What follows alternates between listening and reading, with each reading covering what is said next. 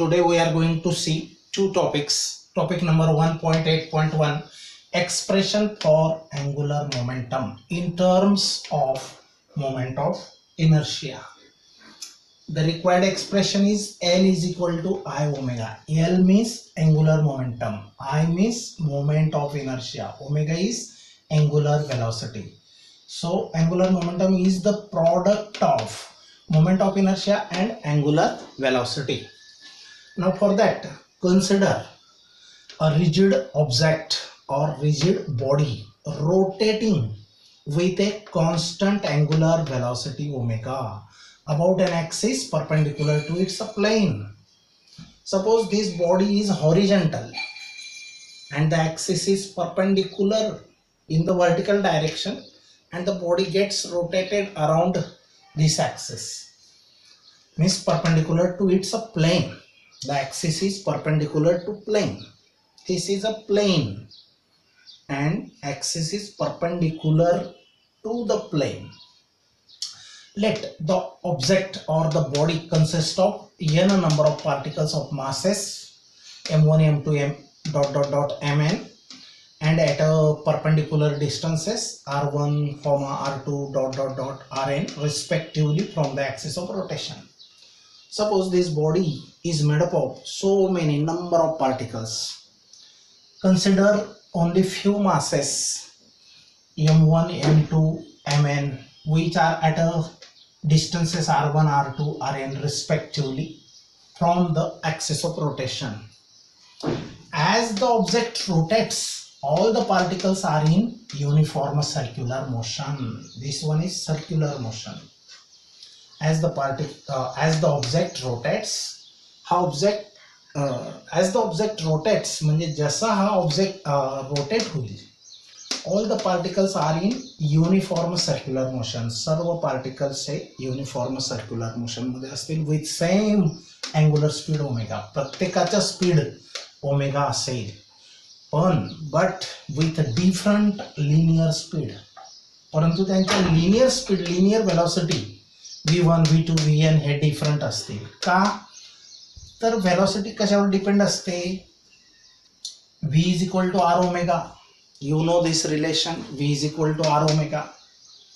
मग इथं r1, r2, rn हे distances different आहेत म्हणून ह्या लिनियर velocities डिफरंट असतील. But omega is fixed here, constant here. So with different linear speed. For the first particle, linear speed v1 is equal to r1 omega, v2 is equal to r2 omega. For nth particle, the linear velocity is rn omega. So now, these are the linear velocities of each and every particle of the body. Then the linear momentas of each particle. How linear momenta can be calculated? Linear momentum is denoted by letter P and it is the product of mass and velocity. Mass and velocity. For the first particle, let P1 be the linear momentum and for its mass m1 and the velocity v1. So replace this v1 by r1 omega. So what we get? m1 is equal to m1 r1 omega. This m1 as it is, and instead of v1 we have taken r1 omega. So for second particle we get m2 r2 omega. In the similar manner for nth particle the linear momentum is mn rn omega. Now why we have calculated here v? Because to calculate linear momentum. Why we have calculated here the linear momentums? Because to calculate angular momentum of each particle. And why we have to calculate here angular momentum of each particle? Because we want the total momentum.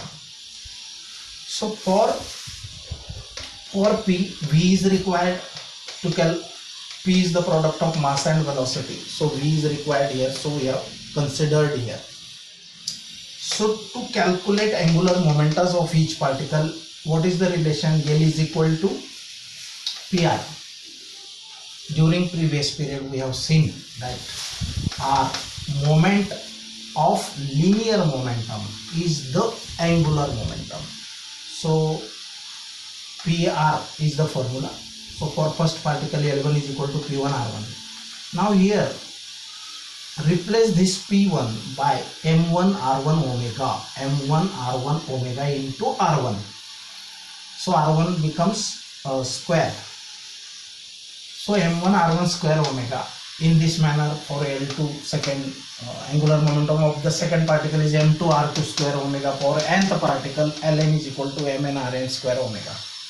So we have calculated the angular momenta of each and every particle, and all these angular momenta have same direction and are along the axis of rotation and can be added algebraically by right hand thumb rule. How?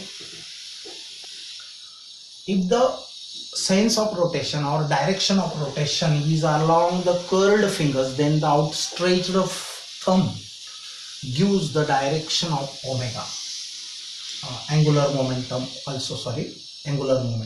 and omega also. Now let capital L be the total, means what, प्रत्येक पार्टिकलचा angular momentum हा एकाच डायरेक्शनला आहे आणि vectors angular momentum ही vector quantity आहे आणि प्रत्येक vector जर same डायरेक्शनला असतील तर ते आपण ॲड करू शकतो अल्जेब्रिक मेथडने, बाय सिंपल अल्जेब्रिक मेथड. म्हणून इथं total angular momentum of the whole body, पूर्ण बॉडीचा काढायचा आहे. मग काय करावं लागेल, प्रत्येक पार्टिकलच्या अँगुलर मोमेंटांची अल्जेब्रिक सम साधी बेरीज करायची. मग L1 ची व्हॅल्यू टाकली, मग M1 R1 square omega, L2 ची व्हॅल्यू पुट अप केली M2 R2 square omega. In this manner Ln ची व्हॅल्यू असेल Mn Rn square omega. Now from this relation omega is fixed here, so taken outside common as a common, so remaining factor in the bracket is M1 R1 square plus M2 R2 square plus Mn Rn square. But what does this bracket indicates? This bracket is nothing but summation of mi ri square, where I is from, the value of I here is from 1 to n and is nothing but moment of inertia. Replace this bracket by I, so I into omega. This is the required expression. Now let us start second expression, number 1.9, expression for torque in terms of moment of inertia. Torque is denoted by letter tau, T-O-E, tau, and in terms of mi means I alpha. I is the moment of inertia, tau is equal to I alpha. Now here consider a rigid object rotating with constant angular acceleration alpha. Here it is omega, here it is omega, here it is alpha, about an axis perpendicular to its plane. The same way, the body is rotating with constant angular acceleration alpha with its plane perpendicular to the axis of rotation, with its plane perpendicular to the axis of rotation. The second point is that let the object consist of n number of is same like this. Second point of this topic is the same to this second point of this topic. Let object consist of n number of particles of masses m1 m2 dot mn at perpendicular distances r1 r2 rn respectively from axis of rotation. Now as the object here, m1 is the mass, m1 m2 mn, nth particle. So many particles are there in between m1 and mn. Mass of nth particle mn. So they are at a distances. Now these masses are at a different distances r1 r2 rn respectively, and the particles have mass is at a distance r1 and it gets rotating and which is in circular motion, so it must be acted upon by a force, and force linear force can be calculated by mass into acceleration, Newton's second law. Now to see these forces, before that we have to calculate the acceleration. As the object rotates, all particles are in circular motion. जसा हा object rotate होईल प्रत्येक particle हे circle मध्ये फिरेल with same angular acceleration alpha, आणि प्रत्येक पार्टिकलला angular acceleration हे ह्या डायरेक्शनला असेल alpha, but with different linear और टेंजेन्शियल ऍक्सलरेशन. परंतु त्याच्या लिनियर ऍक्सलरेशन म्हणजे A1 A2 AN hey different असतील. आता इथे A1 A2 AN डिफरंट का असतील, कारण radii of different particles masses are different. म्हणजे radii of the circles are different because they are